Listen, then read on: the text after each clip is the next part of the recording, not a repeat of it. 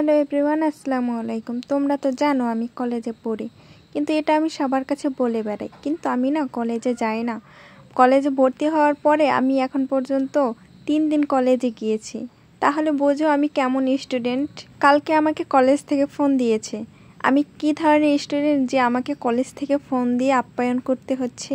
Phone দিয়ে আমাকে বলছে, তুমি আজকে কলেজে আসো, তোমার সামনে 28 তারিখ পরীক্ষা। তো শোনার পর চলে গেলাম কলেজে। তারপরের দিন আমাকে কিন্তু সেই দিন যাওয়ার কথা বলছে। আমি এত ব্রিলিয়ান্ট স্টুডেন্ট যে আমি সেই দিন আর যেতে পারিনি, পরের দিন গিয়েছি। তারপরে এই যে আমি আমার কলেজ ক্যাম্পাসের একটা ভিডিও নিলাম শুধুমাত্র তোমাদের জন্য। তারপরে লাইব্রেরির সামনে দেখলাম 2টা মোটরসাইকেল।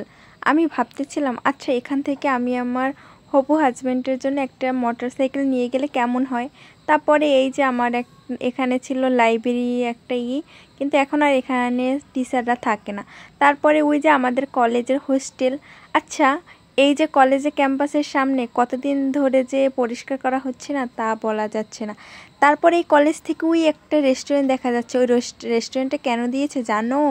যাতে করে ওখানে দুষ্ট ছেলেমেয়েরা যে কথা বলতে পারে, আড্ডা দিতে পারে, তার জন্য দিয়েছে। আমাদের মতো ভালো মেয়েদের জন্য কিন্তু না। তোমরা আবার বলতে পারো, আচ্ছা আপু তুমি কিভাবে জানো যে ওখানে দুষ্ট ছেলেমেয়েরা যায়?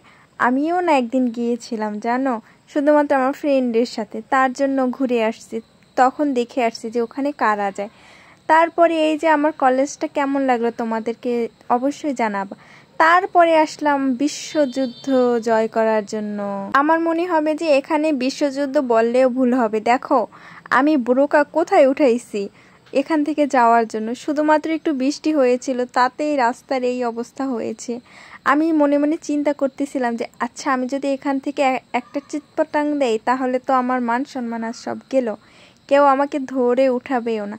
তারপরে এই যে দেখো আমি এরকমভাবে কলেজে গিয়েছিলাম।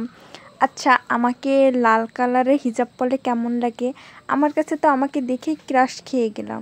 তোমাদের কাছে কেমন লাগলো অবশ্যই জানাবে। এখন সবাই বলতে পারো যে আপু তুমি তোমার নিজের প্রশংসা নিজে করছো।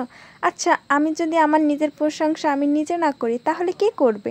অন্য মানুষ তো আমার গীবতেই গাইবে, বাট নিজের প্রশংসা তো আমার নিজেকেই করতে হবে। তা না হলে কি মানুষ বুঝতে পারবে আমি কেমন না কেমন? তারা তো তা বুঝতে পারবেন না। তার জন্য আমি তোমাদের মাঝে নিজের প্রশংসা নিজে তুলে ধরছি। তো তোমরা কিন্তু আবার আমার কথা শুনে কেউ হাসবে না, ওকে? শোনো, তোমরা আমার জন্য দোয়া করবে। আমার 28 তারিখ পরীক্ষা, তার জন্য। এখন কথা হচ্ছে আমি সারা বছর একদিনও বই পড়ি না, এখন তোমাদের কাছে দোয়া চাচ্ছি। আচ্ছা তোমরা কি আমার খাতায় লিখে দিয়ে আসবা? আমি যদি নিজে না লিখি তাহলে কি আমি পরীক্ষায় পাশ করব বলো তো তোমরা?